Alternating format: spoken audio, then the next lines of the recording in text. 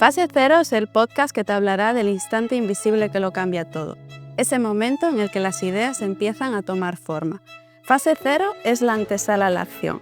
Fase Cero es el podcast de Plaintech, un espacio donde nace la transformación y donde escuchamos para construir.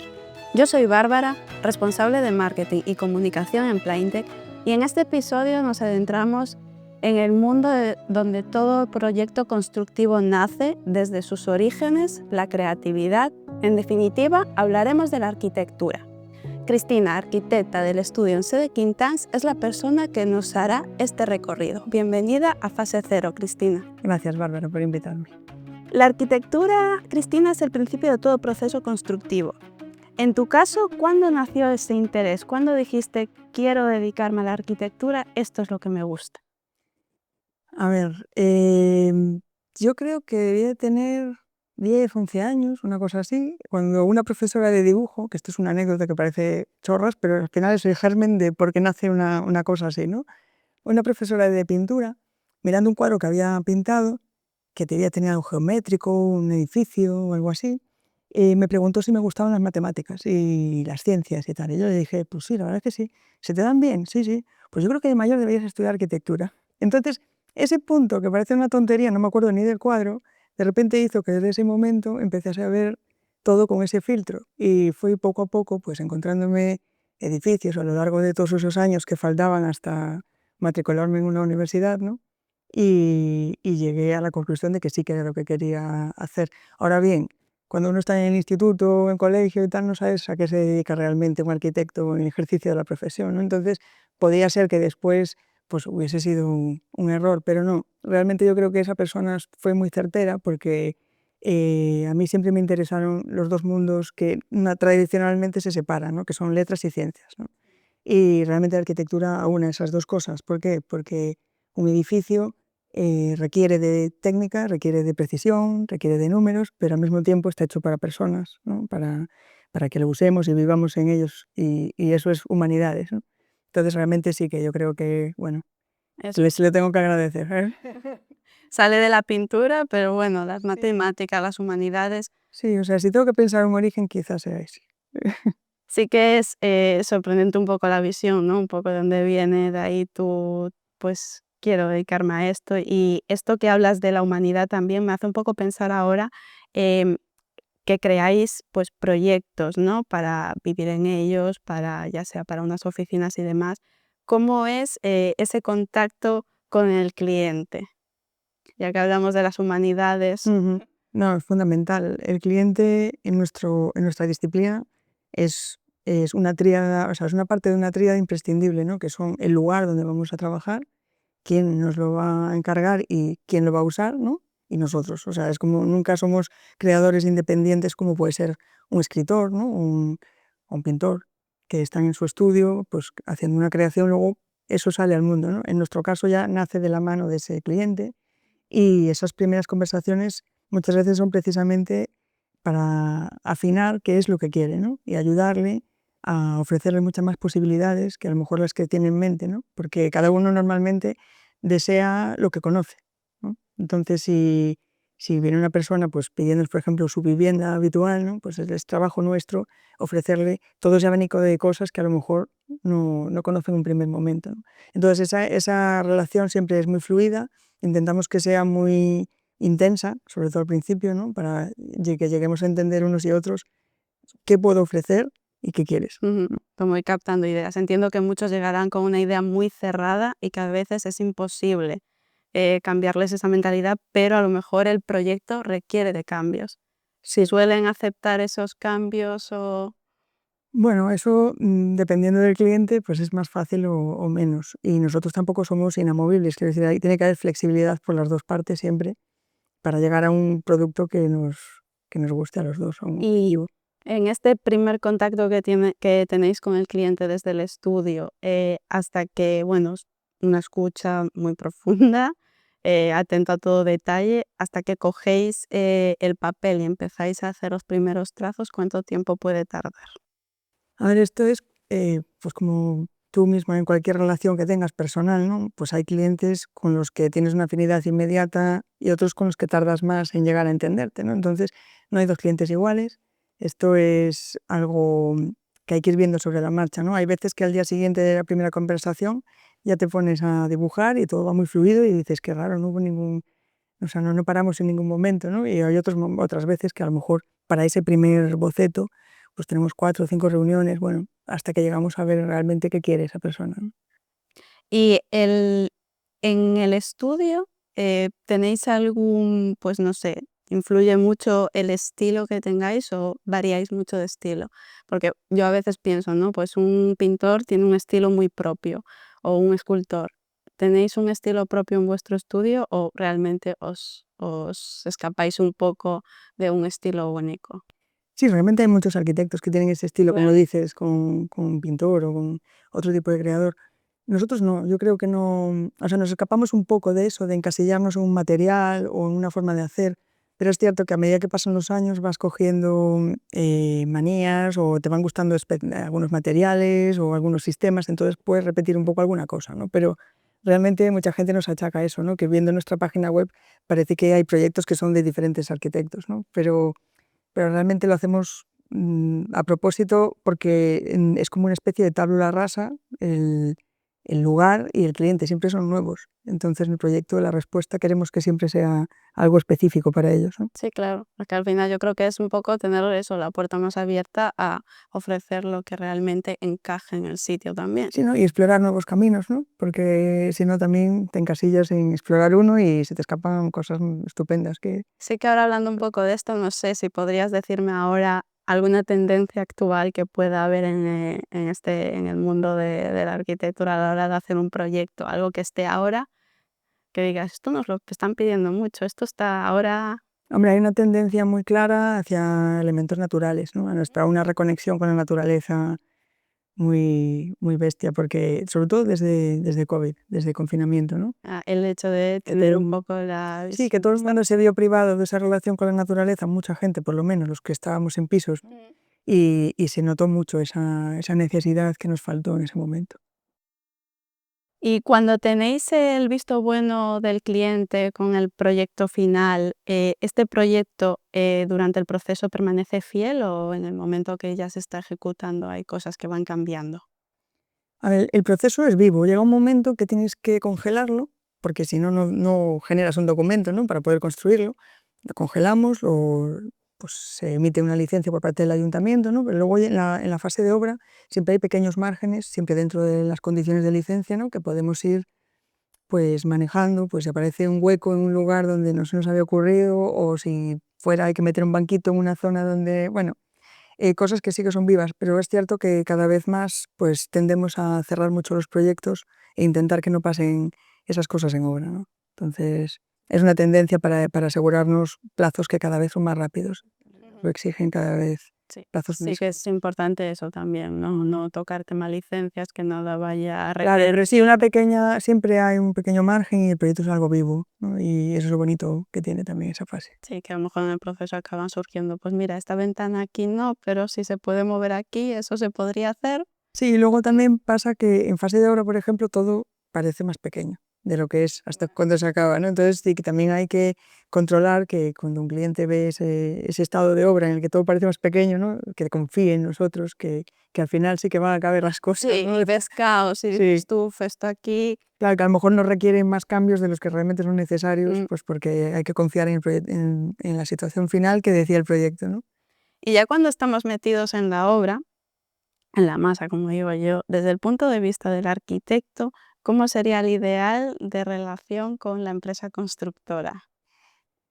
Claro, yo te decía antes que en fase de proyecto hay una tríada muy importante que es el lugar, el cliente y el arquitecto, ¿no? Y en fase de obra es el cliente, la constructora y el arquitecto, ¿no? Sí, Y tiene que haber, para que el producto final, el resultado final de la obra nos guste a todos, esa relación tiene que ser fluida y de confianza. Yo tengo que poder confiar en la constructora, porque no estoy allí siempre presente, ¿no? Y el cliente tiene que confiar en mí y en la constructora. O sea, es una confianza entre los tres que tenemos que dejar trabajar al otro, ¿no? De alguna forma. y sobre todo la comunicación. Y que haya una comunicación fluida y que sobre todo que sea O sea, para nosotros el ideal de constructora es una constructora que esté abierta también a hacer cosas que no hizo habitualmente. Igual que me preguntaba sobre el estilo, pues igual, una constructora lleva toda la vida haciendo una cosa y le pides otra y que notes que están abiertos a... Sí, hay que adaptarse y que hay Todos nos tenemos nuevos. que adaptar, ¿no? Los tres. También un poco hablando así de, bueno, pues lo que puedo opinar de la constructora del arquitecto, o a pie de calle se escucha mucho la frase como esto que pensó un arquitecto no puede ser así, lo que dices del cambio, ¿no?, de mentalidad de la constructora. Mm. ¿Cómo es ese punto de tensión en el que aparece este tipo de opiniones? ¿Por qué crees que la gente de la calle, así que pues no conocen Mm. tanto sobre la arquitectura, tienen esas ideas? Sí es cierto que es un prejuicio contra el que luchamos desde el principio casi, ¿no? Que parece que somos unos caprichosos a veces que estamos pensando cosas que no son ni realistas, ni económicas, ni lógicas muchas veces, ¿no? Espero que no piensen que es un capricho, pero sí que es cierto que muchas veces tenemos que luchar contra esa idea, ¿no? Esta idea que se trae del pasado y por qué. ¿Qué pasaba antes con los arquitectos? ¿Cómo era el ideal del arquitecto antes? Pues yo creo que tenían una situación como de más poder vamos, en lo que se refiere a la obra, porque bueno, nosotros sabes que vivimos hace unos cuantos años una crisis tremenda que nos obligó a replantearnos todo y a partir de cero a muchos de nosotros. A nosotros nos pilló ya que habíamos empezado, pero bueno, nos obligó a, yo creo que en general como colectivo, a bajar a la tierra. Y durante la obra o en el proceso constructivo, ¿cuál es el mayor conflicto que tú digas, este se repite mucho? Pues en los últimos años, la falta de mano de obra. Eso es lo que más nos está tocando de lleno, porque si no tenemos mano de obra y no hay constructora, no somos capaces de llevar a cabo los proyectos. Entonces se está ralentizando todo mucho porque en general las empresas tienen ese problema, que es un problema que entendemos porque ahora muy poca gente quiere ser albañil, por ejemplo, ¿no? Y el albañil pues, requiere muchos años de práctica para llegar a formarse. Entonces nadie quiere esas condiciones de trabajo que antes que eran muy duras, ¿no? Bueno, que son duras. Y cada vez más la gente tiende a trabajar pues, en naves, ¿no? O en sitios que no estén en intemperie, con horarios muy drásticos. Y bueno, yo creo que eso se nota. Bueno, yo No hay creo relevo, ¿no? sí, al final cuando te educan tus padres te dicen, no hagas como yo, ¿no? Estudia algo, pero es que sí que se está notando, ya sea de mano de obra, electricistas, albañiles, esto pues tiene un peso muy fuerte a la hora también de el plazo de entrega de proyectos, ¿no? Claro, no somos capaces de precisamente planear bien las obras y eso se traslada en tensión al cliente económica muchas veces, porque las hipotecas tienen unos plazos y a veces pues, se complica todo mucho porque no aparece el oficio que hace falta en cada momento. Esperemos que esto vaya cambiando. Ojalá, Sí, ojalá. pero bueno. Y cuando una obra finaliza y se la entregas al cliente, ¿qué es lo que se siente al ver que algo que has creado en papel está ya tangible y que puedes verlo, puedes entrar en él, alguien puede habitarlo? ¿Cuál es esa sensación? A ver, yo creo que es lo que le da sentido a todo lo anterior, ¿no? Entonces son momentos fugaces, digamos, porque acabas la obra y después ya no es tuya, ya pasa alguien a ocuparla, ¿no? Entonces hay un momento en el que se acaba y que por unos instantes eres capaz de ver pues cómo ha quedado hasta que de nuevo ya no puedes volver allí. Y la verdad es que es algo emocionante, pero por otra parte pues acabas tan cansado, ¿no? Del proceso de obra que llega un momento que también te apetece pues Desconectar desconectar un poco o irte a otro proyecto. en mi caso sí, a lo mejor mi socio te dice otra cosa, pero en mi caso sí. Es que es difícil porque, bueno, pues es un proceso a lo mejor también de conflicto o de problemas o, pues bueno, que luego necesitas darle un tiempo para volver y decir, ah, A ver, que hay obras que salen pues sin ningún tipo de conflicto, sin tirón, sin tensiones y tal, pero son pocas. Normalmente siempre hay algún tipo o sea, de prisas o de presiones, ¿no? y con esa tensión que hablas, intensidad, ¿cuántos proyectos pueden convivir simultáneamente en un único arquitecto? Pues la verdad que a mí me sorprende cuántos. Más de los que nos Pueden ser, pensamos. sí, pueden ser muchos, porque como los procesos son muy largos, desde que llega un cliente hasta que se acaba esa obra que dices, ese momento final, pueden pasar bastantes años. Y muchos de esos años no tienen que ver con nosotros, tienen que ver con plazos de espera por licencias, por presupuestos, por buscar eso, un plazo que le encaje a la empresa constructora y tal. Entonces, claro, no podemos estar esperando a acabar un proyecto para coger otro. Entonces vamos cogiendo muchos simultáneos y se van de alguna forma encajando unos con otros, no sabría decirte muy bien cómo, pero sí que somos Y alguna vez estáis llevando 2 al mismo tiempo, pero a lo mejor en otro proceso. Mientras uno lo dibujas, el otro estás construyendo No, bueno, 2 y muchos. o más. Sí. O sea, que Sí, claro, claro. sí que Sí, sí. algo que hablas mucho es del plazo de licencia. ¿Es algo que está siendo un problema a la hora de...? Sí, en determinados ayuntamientos es un problema. Si a lo mejor estamos esperando 8 meses, un año por una licencia, todo el mundo está esperando. Está esperando un cliente para usarlo, estamos esperando nosotros para poder continuar. Entonces eso a nivel gestión de un estudio es muy complicado. Tienes que contar con esos plazos que no sabes cuáles van a ser, ¿no? Y saliéndonos ahora un poco de las obras, ¿no?, que empiezan de cero, también has participado, Cristina, dirigiendo proyectos de rehabilitación de monumentos. Esto implica intervenir en un proyecto, una rehabilitación de un edificio que alguien ya hizo en el pasado, que tiene un peso histórico, eh, es algo ya con mucha identidad. ¿Cómo es abordar este tipo de proyecto? Como que no quieres que se cambie, porque al final tiene un peso histórico para nosotros, pero Nosotros empezamos ahí. Antes me preguntabas por el origen, pero obviamente eso es el origen de por qué quise estudiar arquitectura, ¿no? Digamos, por qué me metí en este mundo. Pero el origen de nuestro trabajo está en las primeras obras que hicimos fueron de rehabilitación de monumento, ¿no? Hicimos un máster los dos, tanto Alberto como yo, de rehabilitación y fue ahí donde empezamos. Lo que pasa es que después, con el tema de la crisis, bueno, pues como que este tipo de proyecto son proyectos promovidos por administraciones y en ese momento se paró todo. Y ahí nos reinventamos y buscamos otros caminos y tal. Pero nuestro origen es ese. Y a mí, personalmente, es de las obras que más me gustan, porque te ves inmerso en un mundo de, pues eso, de preexistencias, de historia, de temas desconocidos que te obligan a investigar, ¿no? Es casi como ser un médico y tener un paciente enfermo y empezar a indagar qué le pasa y cómo lo puedo curar y sobre todo cómo lo puedo curar y salir de aquí sin que parezca que le hice una operación de cirugía estética de estas terribles, ¿no? O sea, que parezca natural, que parezca que eso es un proceso más dentro de una cadena, en un eslabón dentro de una cadena muy larga, ¿no? Que ese edificio esperemos que tenga mucha más vida y que esto sea como un corte de pelo, ¿no? Que venga otra persona detrás y otra detrás y que consigamos que siga en vida. y que nunca cambie un poco la esencia que... Claro, sin matarle los fantasmas y esa. Y para estos proyectos en concretos que hablas, entiendo que no valdría cualquier empresa constructora. ¿Cuáles son los requisitos que se necesitaría tener? Bueno, se pide una clasificación especial bueno, en la que están definidos un montón de parámetros, muchos de ellos los desconozco, pero básicamente que tengan experiencia en este tipo de empresas, digo, de obras. Sí, o sea que al final pues sí que tendrían que estar, bueno, homologadas o con la certificación Sí, para tiene una poder entrar certificación en ellas. específica. Sí. Y ya vamos un poco finalizando, pero sí que me gustaría saber esa obra especial que guardas en el recuerdo. Quizás en el momento que la terminaste querías salir y desconectar, pero seguro que le tienes como mucho cariño. Pues en esta no quise salir y desconectar y yo creo que sí, es que lo pienso mucho, cuando eso me lo preguntan pues, muchas personas, ¿no? Y siempre digo una diferente, pero pensándolo bien, creo que es como cuando te preguntan, bueno, a mí cuando me preguntan cuál es mi viaje favorito de los que hice, ¿no?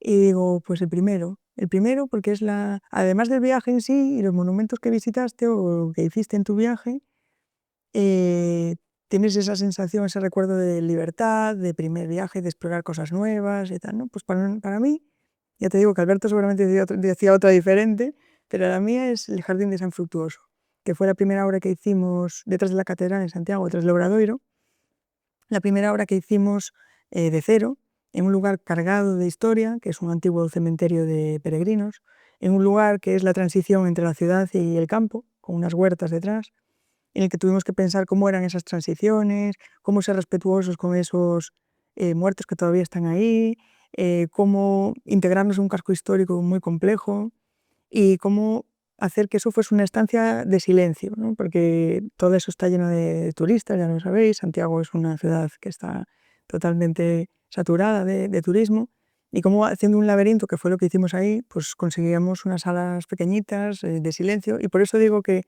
es especial, aparte de porque fue el primer proyecto con el que trabajamos con una administración y con compañeros pues, con los que todo fluyó, pues que sigo a día de hoy usándolo como un espacio urbano, ¿no? Y eso, bueno, pues volver ahí y estar contento de lo que pasó y años después seguir contenta, bueno, pues puede ser que sea mi obra favorita. Es bonito. Vuelve, silencio, Sí, entorno natural, sí, escaparte del ajetreo de Santiago. sí, es como, sí, como un pequeñito oasis ahí al lado del casco histórico. Nos decía Jorge, el jefe de obra de Plainte, que sobre todo hace obras de supermercados, que él cuando va a hacer la compra no se está fijando en lo que está metiendo en el carro ni los productos, sino que se fija en los azulejos, en los techos y en todo lo que hay en la obra en la que él ha estado trabajando. ¿Te pasa lo mismo cuando visitas alguna de Sí, las obras que has? sí, sí, bueno, en todas, es inevitable, o sea, es como si fuese una prolongación de la obra, pero viendo cómo envejecen las cosas, ¿no? Porque es importantísimo, a mí es algo que me obsesiona, cómo envejecen las cosas. Porque estamos acostumbrados a acabar el edificio, sacar una foto y parece que las cosas se quedan así congeladas y todo envejece, todo se mueve, todos los materiales cogen pátina, todo se va transformando un poquito, la vegetación va colonizando cosas. Y yo creo que parte del proyecto tiene que ser también pensar en cómo tiene que envejecer eso, ¿no? Y entonces de eso aprendemos. Entonces sí que me gusta ver cómo las obras van cogiendo esa pátina.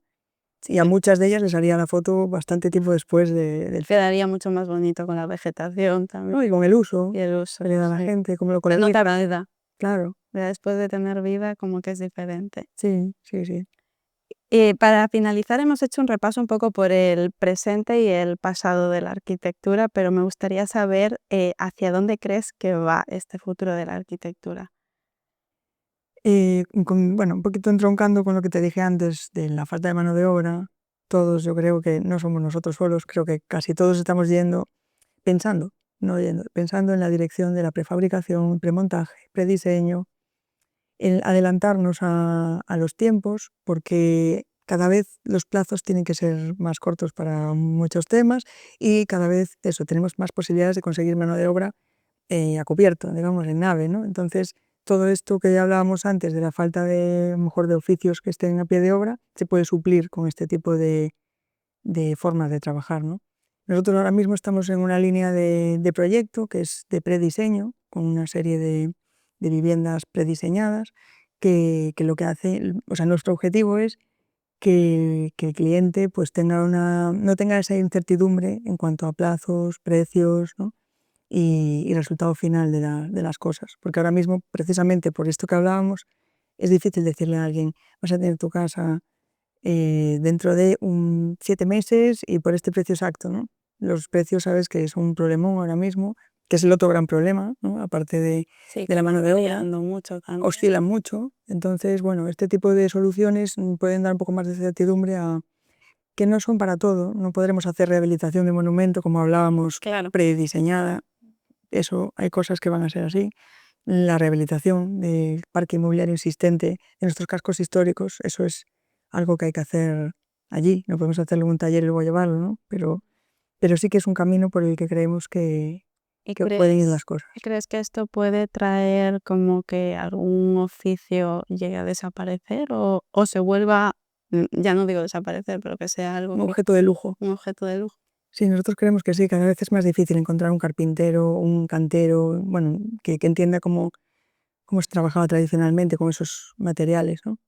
Eso es cierto, puede llegar a desaparecer, pero también vemos que hay un grado de industrialización cada vez mejor y más inspirador en la empresa gallega, que a nosotros nos parece que puede haber un camino por ahí también muy interesante.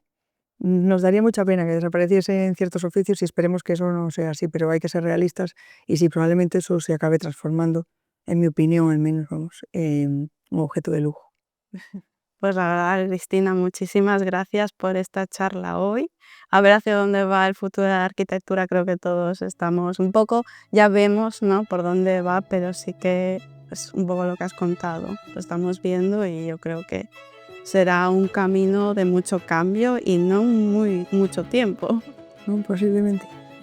Muchas gracias por acompañarnos hoy en este episodio, abrirnos un poco pues este camino desde donde surge el proyecto y hacia que es algo ya tangible, donde vivimos, las oficinas en las que trabajamos, el supermercado al que vamos. Muchísimas gracias por acompañarnos hoy Esto ha sido Fase Cero, el podcast donde escuchamos para construir. Si te ha gustado este episodio, nos vemos en el siguiente. Hasta pronto.